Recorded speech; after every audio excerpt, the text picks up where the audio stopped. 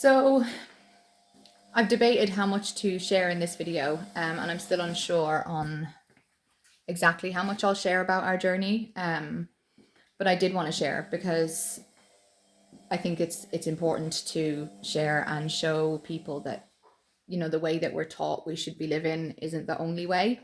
Um, Living has become so much more difficult very recently, and even over the years it has just gotten gradually more and more difficult to live here in Ireland. The costs of rent, electricity, heat and oil, fuel, all of them things, food, all of the essential stuff has just risen to the point where it's unreachable even just to heat your house. So myself and my husband have taken the decision that we want to leave that system. We cannot afford to be in that system. Um, when we sit and we look at all of the bills and how much we both work, and the work that we put in, the effort that we put into bringing in money to pay all of the bills and for all of the things, there's nothing left at the end of it. There's no treat, nice family day out. There's no Christmas is still a struggle, birthdays and all of the things. And it's not fair. And it's okay to say that it's not fair. For a certain period of time you go, well, I'll just work harder and I'll just do better, and I'm very positive. I'm a very positive person. And so I would always say, it's fine, we can do this, we'll do better. I'll budget, and all of the things. But there's only so much you can budget, and I have to be honest about that. It's with myself. It's There's only so much that you can budget and plan for until it gets to a point where budgeting just isn't going to help anymore. And it's okay to admit that. So we have made the decision that we are leaving that system. We are taking ourselves out of bills and rent and all of the things, and it's going to be hard. It's going to be really hard. We're going to be living in much smaller accommodation. We're going to be sacrificing the space of the 3-bedroom house that we are currently renting. But the quality of life that we will get for doing this, it just wouldn't compare. It wouldn't compare. It really wouldn't. When you think of the money that you would have left over at the end of the week, if you're not paying bills or rent or anything like that, and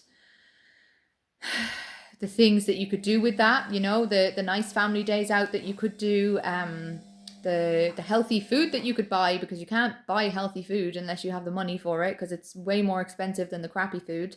And it's not just money. It's not just about money. It's the quality of life, the quality of the relationships of myself and my husband and the kids.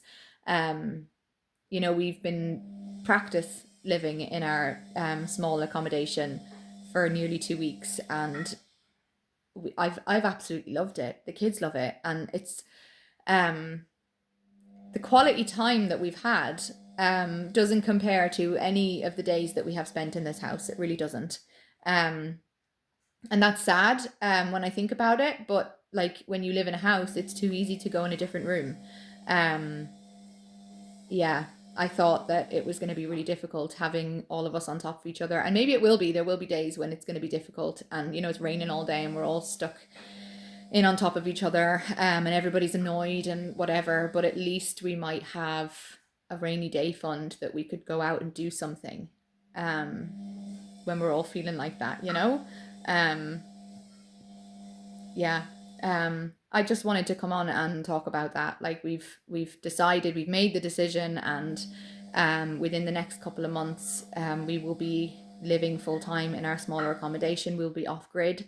We have all these plans of, we might get some chickens, we might grow some food, who knows. I've never been much of a gardener, and I don't much like the idea of getting up early to let the chickens out, but hey, you never know.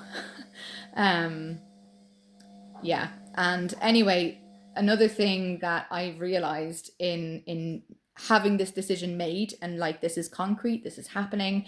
I've been able to go around the house and really kind of go through our things and realize like this what's essential and what's not, what is essential for us to live comfortably in this accommodation and what isn't. And everything that isn't is going to be packed up and stored. Some things are going to be donated or given away, but a lot of it is going to be stored, because some of it is things that we don't want to get rid of. We're going to need that stuff eventually, you know. But it really surprised me the amount of things that we have that filled a 3-bedroom house. But when we were actually making the decision to strip all of it away to the bare essentials, not the bare essentials, but like what's going to keep us comfortable, you know, we can still live in comfort. But when we strip it back to those essentials, there's really not that many things that would be essential. Yeah, you don't need as much space as you think you need, I think is what I'm trying to say. Yeah, and the kids don't either. Like that was one thing I was thinking, you know, poor kids are going to have to sacrifice all the space that they've been used to, and they absolutely love it in the smaller accommodation. They really do. They absolutely love it, and they're asking every night, can we sleep there again? Can we sleep there again? Can we sleep there again? They absolutely love it. They really do.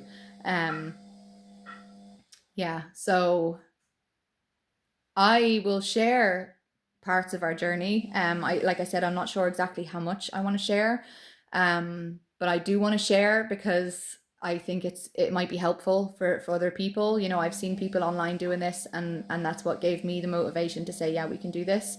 So I think that's important.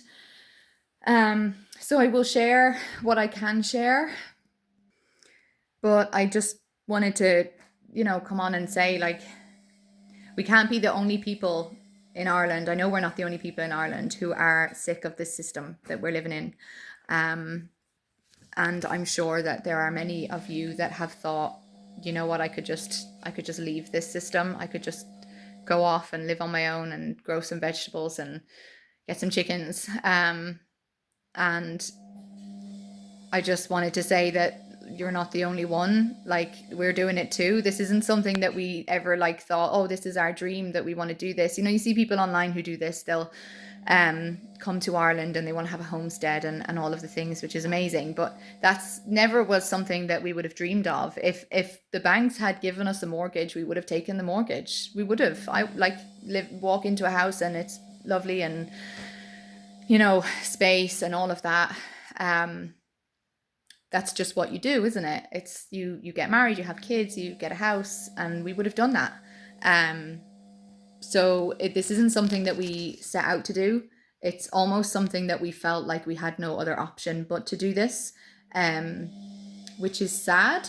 But we've also become really excited about where this could take us, the possibility of it. It really does feel like an adventure now that we've gotten our heads around it and become excited about what it is that we're going to be doing. So anyway, if you do want to hear more about it, if you want to kind of follow, then I might update and see how we're getting on. As I said, in the next couple of months we hope to be in the small accommodation permanently. Like I said, we'll be off grid, so I might be looking for some tips. I might be able to share some tips of things that we've done, because my husband is the mastermind. He is the smartest man I know, and he is already working out all of the things, the water, the electricity, the all of that. I have no idea about that. I'll be learning on the fly, but I can share what he's teaching me, and if anybody else has any tips that they would like to share while we're along the journey, then that would be great too. Yeah, that's all I wanted to come on and say.